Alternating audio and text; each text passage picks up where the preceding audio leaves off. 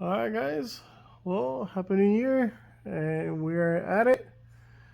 We got a silverado that we are going to be doing a few things to. Hopefully by the end of the day we'll be finished, but it might be a little longer than that. So we got a 4x4 silverado 2003, I believe it is. We got the rear main seal leakage on the engine. And again, this one's a 4x4, so we're gonna have to take the front drive shaft off. They did put a new transfer case some time ago, and we also gonna be doing a service on the drive shaft itself. You can see that joint is bad, and on the differential. Differential, it's leaking, so you can see that. Pretty dark as well. And I told the customer that this differential, it might not be doing too great. It has a lot of play,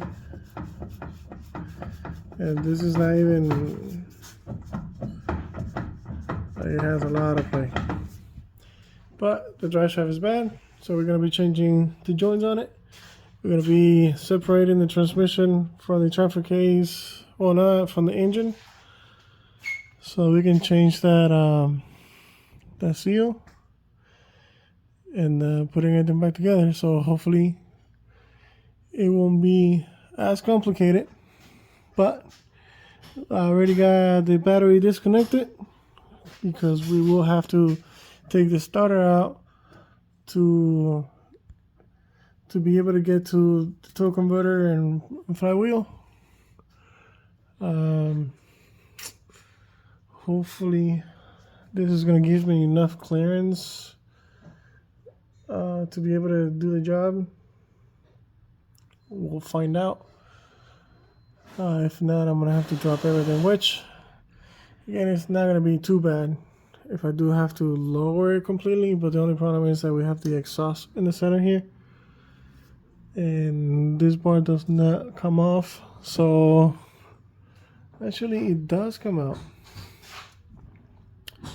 but it has the Torx. So do I really want to be messing with that? I don't know. We'll find out. We will find out. If not, taking the exhaust off, it's a pain in the neck on these trucks. Most of the time they end up breaking, the bolts, they end up breaking. And I don't really want to be going through that on this Chevy. But we'll give it a shot. We'll give it a shot, taking the exhaust off. That maybe will give us a little bit more room to play with. And I might be able to just drop the transmission with the transfer case down and call it a day. So, but regardless, let's get started. I'm gonna see if I can put you guys on the tripod. But let me see if I can put you guys on the tripod. Alright guys, we're back. Alright guys, so the first thing I'm gonna try to tackle is removing the exhaust. Again, it has 3 nuts, 4 O2 sensors to disconnect. Let me show you guys what those are. Okay, we got one sensor here, which the wire should be right on top here. So the blue cap right there, that's a sensor clip. There's one on this side right there. There's another one up here, which the sensor clip should be in the frame on this side somewhere. There it is. And then there's another one on this other side that hooks up to the side of the transmission. Right up there, if you can see my finger. Let me see. Oh, there it is. Right up there. So we got those 4. And then we got obviously 2 bolts here on the back. Okay, one there and then one over here. I think they're 14, if I'm not mistaken, 14, 15. Pretty much everything in here is going to be 14, 15. Most of it 15. We got 3 nuts here. I do recommend to spray them before we loosen them out. So we're going to get some PB Blaster and spray them so they could kind of break this stuff loose by itself, because I know most of them end up breaking. And then after removing that, we're going to be taking that drive shaft off. Back here, I think it's a slider. If I'm not mistaken, yep, there's a slider back here. And up here is four bolts. Shouldn't be that complicated. But yeah, let's get started. Let's take the exhaust off. Hopefully it won't get too complicated. So after I take that out, I'll be right back. Alright guys, so we have taken the nuts on there. This one bolt right there is stripped out the nut, so we're gonna figure that out. All three on this side came out,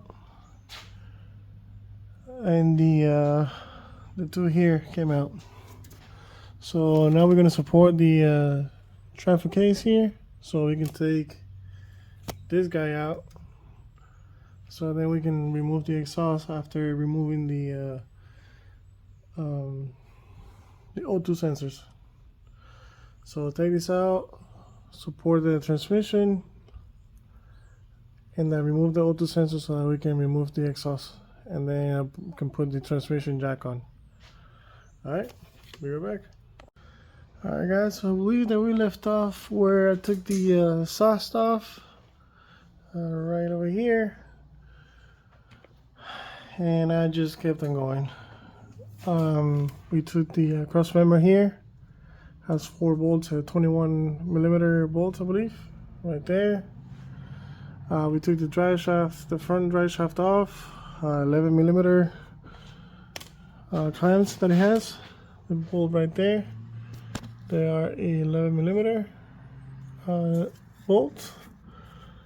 After that, we took all the sensors, like I showed you. We took the cable. This cable, basically, you just push it out of the hole. See that little clamp right there? You just push it out. This one also, if you have a 4x4, it's like another clamp. You're gonna take that one off as well, and then you just push that out. It's supposed to sit right there. Okay. Also, we took the rear drive shaft. Again, that's another clamp, 4 bolt clamps here, 11mm again. From there, we have taken the starter out. There's 13s going up this way, 2 13s, and then you have 2 cables on it. 13 nut on the big one and an 8mm on the smaller one. You take it out and it kind of hangs here. You have a cover here, a plastic cover with a 10mm bolt. You take that off. You also you're gonna start cranking the engine over until you see studs or nuts on this side. Typically studs. There are 15. Those are the one that holds the torque converter. You're gonna take those off, and the crank is a 24, if I'm not mistaken. Yeah, it's a 24mm, so you can crank it and turn it. After that, you take the lines off. It has a little quick connect clip right here on the lines, C-clips. And then from there on, you go all the way around the transmission to take out all the 15mm bolts. Some of them are going to have some nuts on it, 13mm nut, and then the 15 stud. Reason being is for this is the oil dipstick, and it goes on this hole right here. But it has a hanger. That hanger right there, it goes on the stud that goes right here. So it has a 13 nut. The stud, you pry this out, up, nothing else is holding it, just that one, and then you take the stud, which is a 15. Now, some transmissions, they have a center stud all the way up in the center. I don't know if you'll be able to spot it, but right where my finger is, back there, you can see that, but right there, there's a main stud.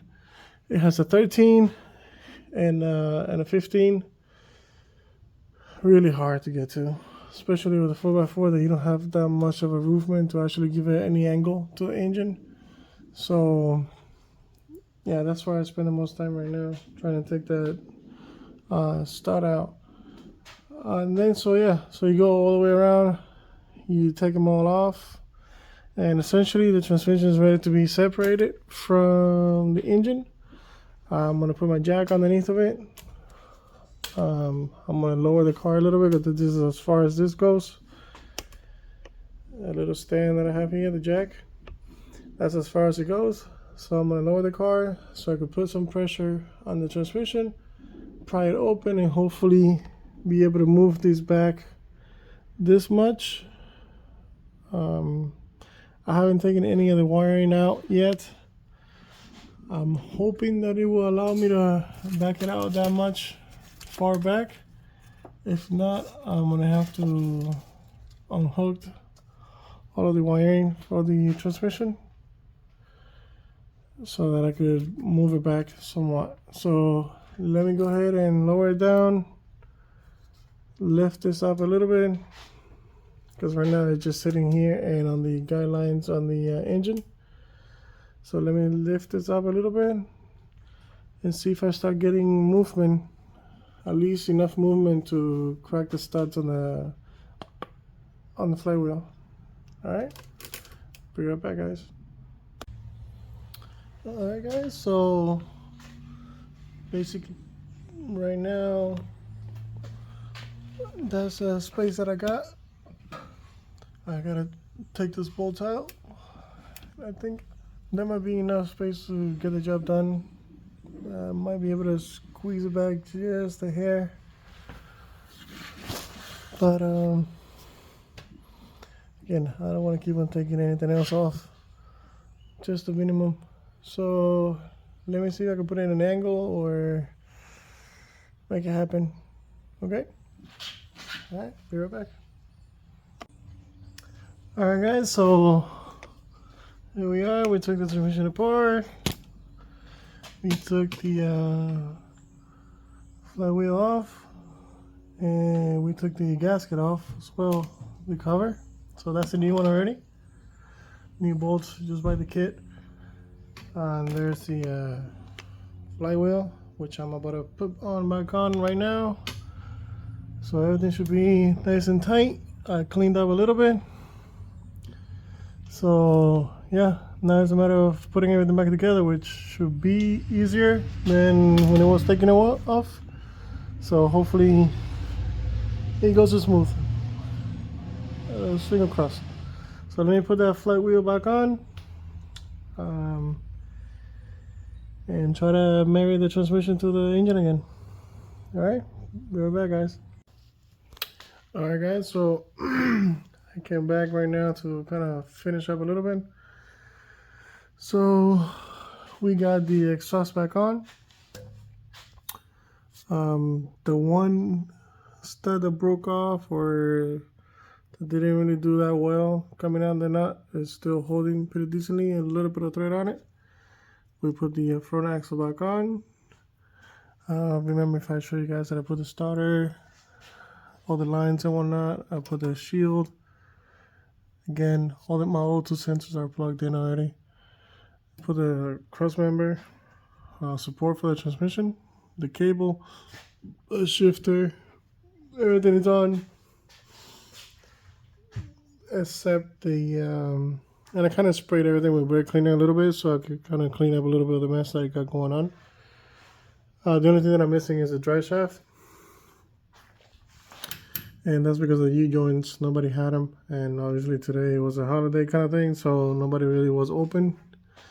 I do have to service this differential, so this will be the next thing right now. And always start by opening up the filling point in case if this doesn't go out, You can't open it because you don't have a way to fillet it. So yeah, that's that. So pretty much everything has been done. The rear main seal on the engine has been swapped, which was the main thing on this. Then I found the joints on the drive shaft being bad, so we're gonna be replacing that and servicing that differential. Okay, so we are almost done. I'll probably service the differential right now, get that over with. So the only thing that I have to worry about tomorrow morning, it will be doing the drive shaft joints, plugging it in, and tying it in the back, and we'll call it a day. So that way I could try to finish up this thing tomorrow morning early. But I am going to have to push this baby out of the way so I could put the old truck inside the shop, because right now it's outside, which I don't like that. So yeah, let me go ahead and move this thing out of the way. That way we don't get it dirty, and start working on this baby. All right, guys, we're back. All right, guys, so the survey has been done. We took that out. Then we took the 10 bolts out, cleaned out all the oil in it, put a new gasket. Okay, the blue line there, that's a new gasket. Put everything back together, fill it up until it started dumping fluid through there, and then we plugged it back in. So the differential has been serviced.